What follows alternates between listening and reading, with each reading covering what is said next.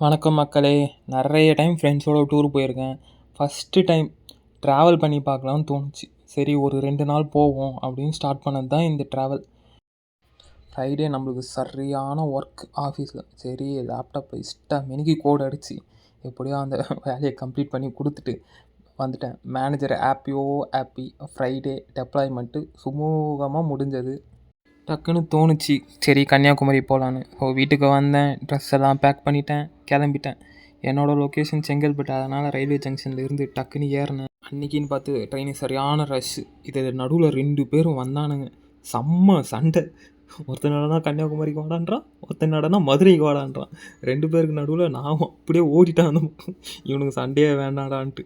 போக போக கூட்டம் கம்மியாச்சு.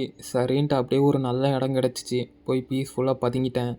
அப்புறம் டக்குன்னு ஒரு பாட்டு போட்டு விட்டுட்டு அப்படியே தூக்கம்தான். காலையில் ஒரு 4-4:30 வரைக்கும் செம்ம தூக்கம்.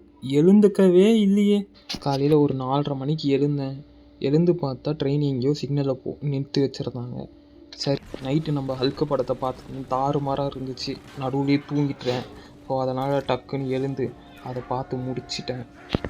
5:30 போல் கன்னியாகுமரி வந்து ரீச் ஆனேன். டக்குன்னு அப்படியே கூட்டமாக அப்படியே பதுங்கி வெளியே போகலான்னு போனேன்.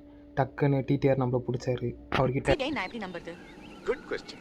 நான் இப்படியே நடந்து போறேன். சிபிஐ கூப்பிடுங்க, திரும்பி பார்க்கிறேன். என்ன கிண்டல் பண்றீங்களா?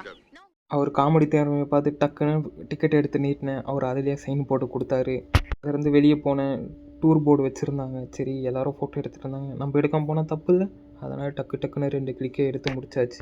இங்கேருந்து நம்ம ஜேர்னி ஸ்டார்ட் ஆகுது. நெக்ஸ்ட் வீடியோவில் பேலன்ஸை பார்ப்போம் என்னெல்லாம் பண்ணேன்னு.